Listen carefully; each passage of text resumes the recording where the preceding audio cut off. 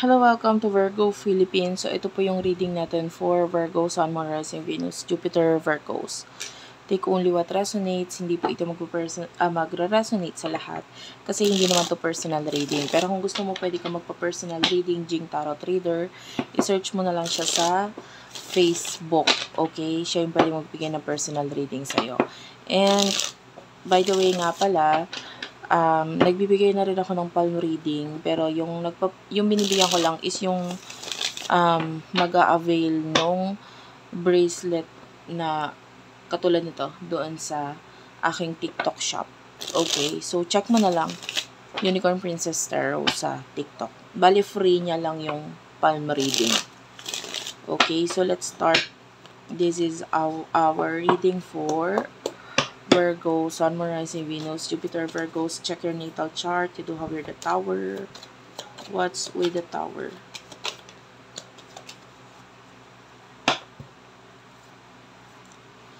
You do have here the Five of Pentacles and the Three of Pentacles. One more card for the sign of Virgo, please. For the sign of Virgo, Sun, Moon, Rising, Venus, Jupiter, Virgos. Wow. Okay. So, meron ka dito the Tower, Five of Pentacles, Three of Pentacles, and the King of Pentacles, Taurus, Virgo, Capricorn energy. So, yan more on Pentacles yan. And that is for Earth sign, Taurus, Virgo, Capricorn.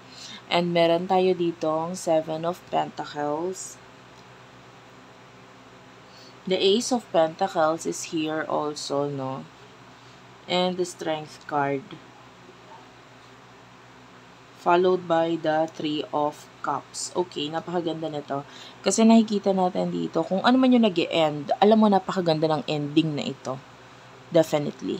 Napakaganda. Kasi kung ano man yung nag-end dito, financially, more on usaping financial yung pinag-uusapan. Problema yan. Yung nag-end sa buhay mo, problema sa pera, mga kakulangan, mga paghihirap, pagkalugi, yung iba with the Five of Pentacles. Yung iba, yung recently, pwedeng nawalan ka ng work or hindi naging maganda yung flow ng career mo, ng business mo. Yung iba sa inyo, natatapos na yan or natapos na yan. Yung iba, papunta pa lang doon. O, diba, ang ganda i-manifest nun ng ending na ito. Kasi talagang, mapupunta ka with the Three of Pentacles. This is growth. This is pagpaplano. This is you. Nakikita natin na masosolidify or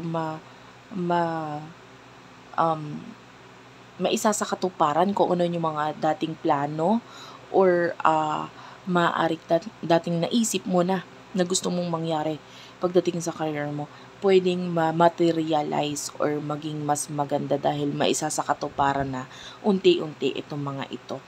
Ayan, no? And with the King of Pentacles, Taurus, Virgo, Capricorn, this is you in the near future being the King of Pentacles, no? Nakukuha mo yung career stability, money, ayan, na para talaga sa'yo. Okay?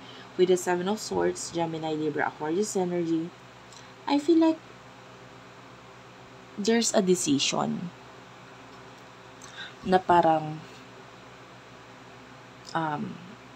nahirapan kang gawin, pero nakikita natin na eventually nagawa mo rin siya, yung pagdedesisyon regarding dun sa bagay na yan. Kaya pagdating sa more on money, guys, yung nakikita natin sa yung Ace of Pentacles, this is another new beginning pagdating sa money. So yung iba sa inyo, pwedeng hindi lang isa yung nagsisimula sa buhay mo pagdating sa pera. Pwedeng dalawa, tatlo pa. Okay, and I feel like yung iba sa inyo with the Three of Cups, malaki ang impluensya ng mga taong nasa buhay mo ngayon. Nasa maybe friends or co-workers or empleyado if you do have a business staff, yan. Kung sino yung mga tao na sa paligid mo ngayon, nakikita natin, nagiging malaki ang impluensya nila.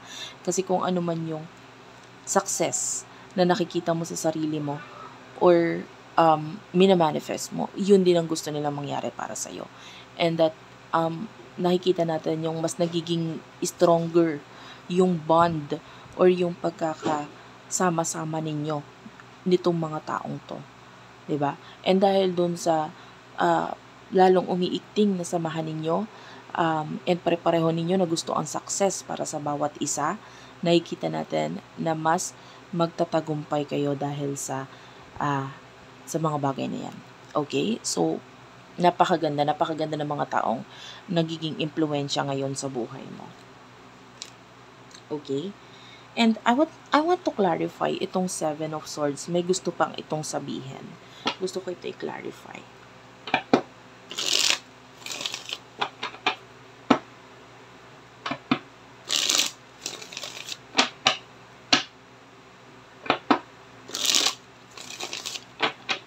What's with the Seven of Swords for the sign of Virgo? By the way, kung ikaw ay currently nasa CR or what, this could be a reading. Ten of Cups, the Moon.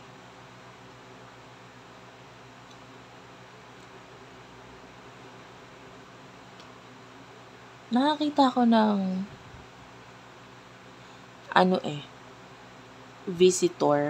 bisita. So, pwedeng there's a particular person na pwedeng bumisita sa'yo, na parang you have no choice but to face this person. No? Ayusin ko lang yung camera, ha? Ayan. So, nakakita tayo dito ng particular na bisita. No? We do have here the Moon. And this could be a visitor na parang matagal na nahimik sa buhay mo or sa pamilya or sa connection sa iyo. Pero nakikita natin yung pagdating nitong taong to with an offer. We do have here the Knight of Cups. This is an offer. This is an offer na pwedeng yung iba matagal lang hinihintay ninyo or matagal na niyang hinihintay ibigay or i-offer sa'yo.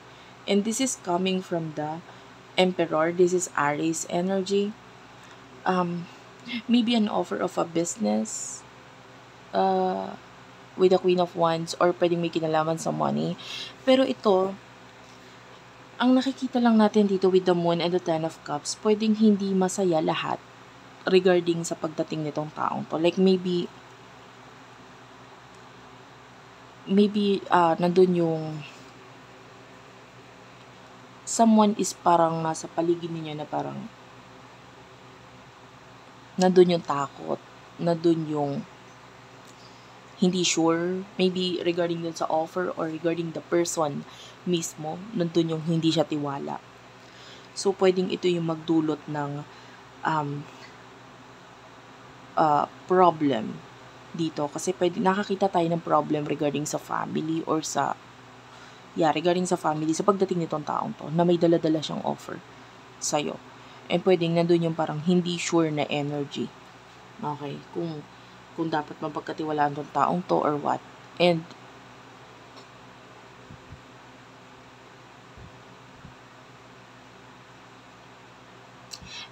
there's this feeling of jealousy.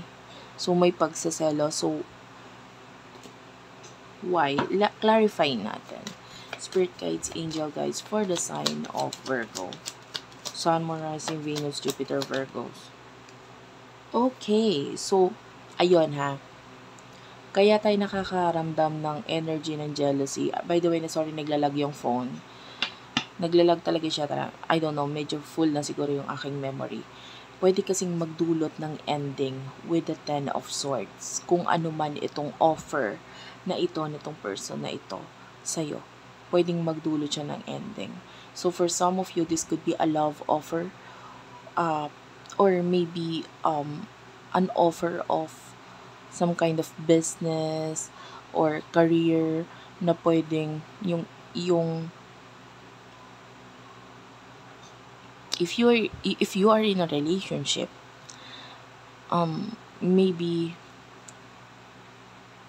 lalo yung nandun yung kaba nung person mo dahil doon sa offer nitong person ito. There's a lot of jealousy na pwedeng magdulot ng ending. And we do have the World. Okay, maybe the offer has something to do with paglayo or pagpunta sa malayo you know, and nakikita natin yung malaking pagbabago na nakikita ng person na hindi masaya dun sa offer na yon.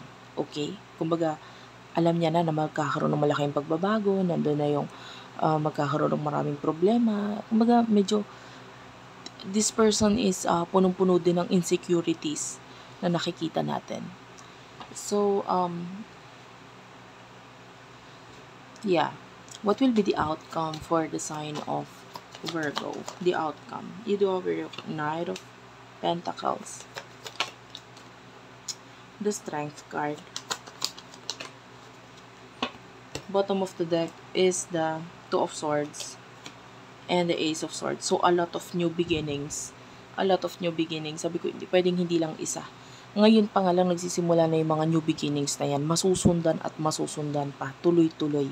May mga new beginnings kang dapat paghandaan. Especially, the Ace of Swords, the Ace of Pentacles is nandito. And, I feel like everything will be, according to your, yung path mo talaga. Parang dapat ka talagang mapunta dyan. It's like a destiny for you. Destined ka talaga na mapunta dyan sa lugar na yan or sa sitwasyon na yan. And nakikita natin na kung ano man yung mga yung mga magiging problems, kayang-kaya mong i-handle lahat ng ito. Yung mga problema is may kinalaman lang naman doon sa emotions nga na may kinalaman doon sa offer. And nakikita natin with the Two of Swords, you need to decide regarding this. Kasi I feel like yung iba sa inyo might be pwedeng alam mo na kung ano yung desisyon na gusto mong gawin or tahakin. And sure ka na regarding dito sa bagay na to kasi matagal mo ang hinintay. But anyway, the Justice card and the Ten of Pentacles, the Ten of Wands is here. Aries, Leo, Sagittarius energy. So, for what I can see here, there's this fight na possible mangyari. So, yun na nga yung sinasabi ko, pwedeng fight or pagkakagulo. Kasi meron ditong nahihirapan. Pigilan yung emotions niya, yung jealousy or yung parang feeling left out yung energy. Especially if there's marriage na involved sa'yo. Tapos yung decision mo, naapektuhan ng relationship ninyo. Parang hindi ka agad makapag-decide because of this. Because of the relationship. Especially kung ganun. But for what I can see here, you need to follow this star. The star. Kung ano yung pangarap mo, kung ano yung talagang gusto mo. You have to follow this. You only live once. You only live once. No? So, panghawakan mo yun. Yung buhay mo ngayon. Kung anong gusto mong marating. Kung anong gusto mong maranasan sa buhay mo. Ituloy mo lang. Huwag kang matakot. Okay? So, thank you for watching. I love you all and bye-bye.